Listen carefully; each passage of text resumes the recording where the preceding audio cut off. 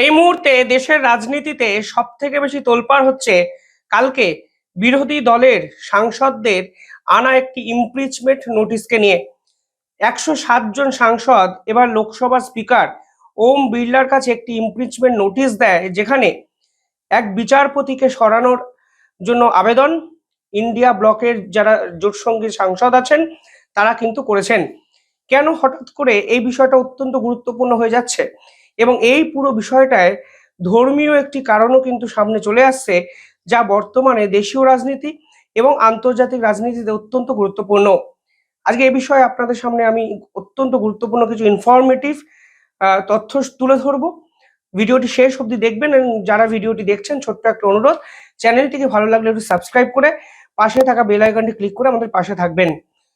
যখন যে তথ্য আমাদের সামনে এসছে সেখানে বলা হচ্ছে কালকে 107 জন সাংসদ লোকসভার স্পিকার ওম বিড়লার কাছে একটি ইমপিচমেন্ট নোটিশ দিয়েছেন এবং কার বিপক্ষে দিয়েছেন?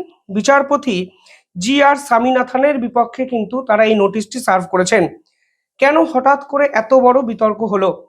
দেখুন, তামিলনাড়ু হাইকোর্টে কিছুদিন আগে একটি জাজমেন্ট এই সংশ্লিষ্ট বিচারপতি কিন্তু পাশ করেন এবং সেই জাজমেন্টে চূড়ান্তভাবে অখুশি এই বিরোধী দলের সাংসদরা।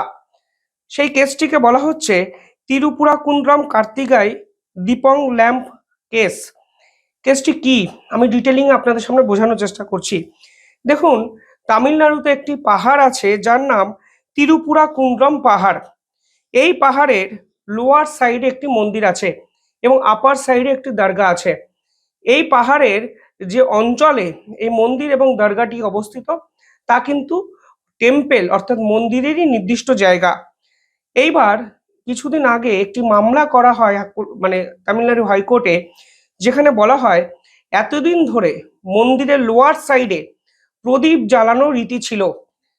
এখন যেন মন্দিরের মন্দিরের এই যে প্রদীপ জ্বালানোর রীতিটি তা পাহাড়ের আপার সাইডেও করতে দেওয়া হয়, কারণ আপার সাইডটাও মন্দিরেরই জায়গা। এবার আপার সাইডে আছে দরগা, ফলে সেখানে একটা কনফিউশন পরিস্থিতি তৈরি হতে পারে, তা কিন্তু তামিলনাড়ু সরকার প্রথমেই অনুমান করেছিলেন। এরপর হায়ার পিলারে এই মন্দিরে যেন প্রদীপ জ্বালানোর অনুমতি দেওয়া হয়, এর জন্য তামিলনাড়ু হাইকোর্টে একটি মামলা করা হয়। 1 ডিসেম্বর 2025 যে বিচারপতিকে সরানোর জন্য এখন সাংসদরা চিঠি লিখেছেন, সেই বিচারপতি একটি ঐতিহাসিক রায় পেশ করেন। সেখানে বলা হয় যে আপার পিলার যেখানে প্রদীপ জ্বালানোর জন্য আবেদন চাওয়া হচ্ছে সেটাও তো মন্দিরেরই জায়গা, ফলে শুধুমাত্র উপরে একটি দরগা আছে বলে কেন ওই জায়গায় প্রদীপ জ্বালানো যাবে না, এবং আপার পিলারে এই দরগার পাশে প্রদীপ জ্বালানো যেতেই পারে। পরবর্তীকালে তিনি নির্দেশ দেন যে লিমিটেড গ্রুপ অফ ডিভোটি অর্থাৎ নির্দিষ্ট সংখ্যক কিছু মানুষ উপরে গিয়ে প্রদীপ জ্বালাতেই পারেন এবং তাদেরকে সিআইএসএফ জওয়ানদের এসকর্ট করে নিয়ে যেতে হবে, অর্থাৎ কেন্দ্রীয় সুরক্ষা বাহিনী তাদেরকে পাহারা দিতে পারবে। তৃতীয়ত তিনি বলেন the ritual does not infringe the religious rights of Muslim community. বলছেন এই প্রদীপ জ্বালানো রীতি কোনো অবস্থাতেই রিলিজিয়াস রাইট অর্থাৎ মুসলমানদের যে ধর্মীয় অধিকার সেটাকে কিন্তু খণ্ডন করা হচ্ছে না। It's a symbolic but necessary. বলছে এটি একটি সিম্বলিক কিন্তু প্রয়োজনীয়, কারণ ওই জায়গাটি মন্দিরেরই জায়গা। ফলে আমরা নির্দিষ্ট একটি জায়গায় যার মালিকানা মন্দির কর্তৃপক্ষ, সেখানে কেন প্রদীপ জ্বালাতে পারবে না মন্দির কর্তৃপক্ষ? এই প্রশ্ন কিন্তু বিচারপতি সর্বসমক্ষে করেন।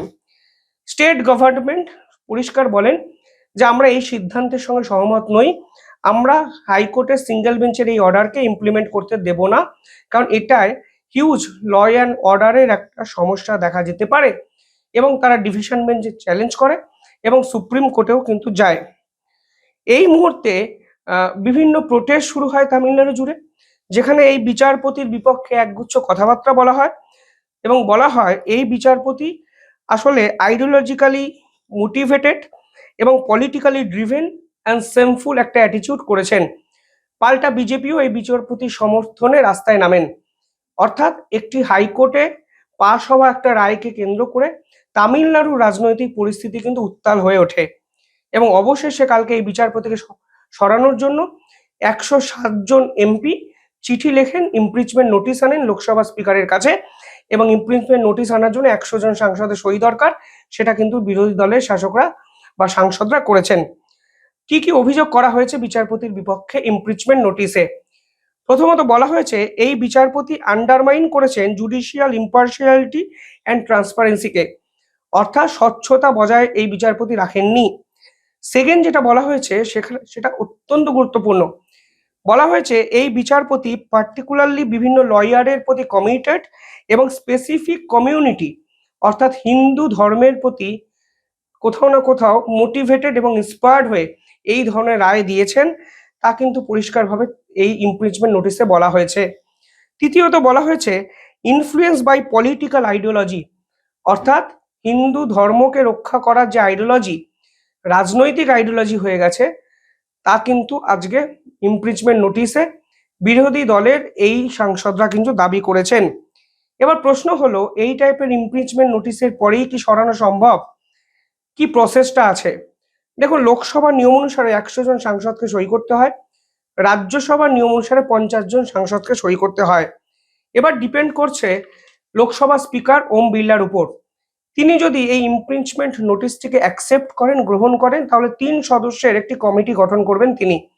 সেই কমিটিতে থাকবেন একজন সুপ্রিম কোর্টের বিচারপতি, একজন হাইকোর্টের প্রধান বিচারপতি এবং বিভিন্ন আইনজ্ঞরা।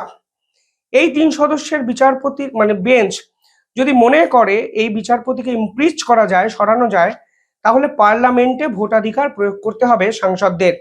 সেখানে নিয়ম হলো এ মেজরিটি অফ টোটাল মেম্বারশিপ, অর্থাৎ মেজরিটি পাওয়া প্রয়োজন, এবং 2/3 of members present at the time of voting, যা কিন্তু কার্যত অসম্ভব। অর্থাৎ ভারতের ইতিহাসে এর আগে বহু বিচারপতিকে ইমপিচ করার প্রসেস শুরু হলেও কোনো না কোনো প্রসেসে গিয়ে কিন্তু তা স্থগিত হয়ে যায়, এবং কখনো বিচারপতি নিজেই পদত্যাগ করেন কিংবা কখনো ভোটাধিকার অবধি বিষয়টি পৌঁছয় না। কিন্তু প্রসেসটা কিন্তু টাফ।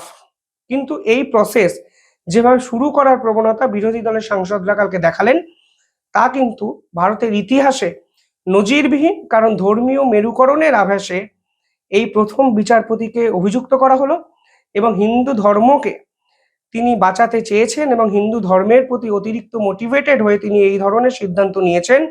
সেই রকম বিস্ফোরক অভিযোগ কিন্তু এই প্রথম কোনো বিচারপতির বিপক্ষে করা হলো সাংসদদের পক্ষ থেকে। তবে পুরো বিষয়টি কোন দিকে যায় আমরা নিঃসন্দেহে নজর রাখবো। অনেক আপডেট আসবে, আপডেটেড ভিডিও আমি আপনাদের জন্য নিয়ে আসবো। তবে শেষ করার আগে ছোট্ট একটা অনুরোধ, যারা ভিডিওটি দেখছেন তাদের কাছে একটু আবেদনই বলতে পারেন, চ্যানেলটিকে ভালো লাগলে সাবস্ক্রাইব করবেন, পাশে থাকা বেল আইকনটি ক্লিক করে আমাদের পাশে থাকবেন। ধন্যবাদ।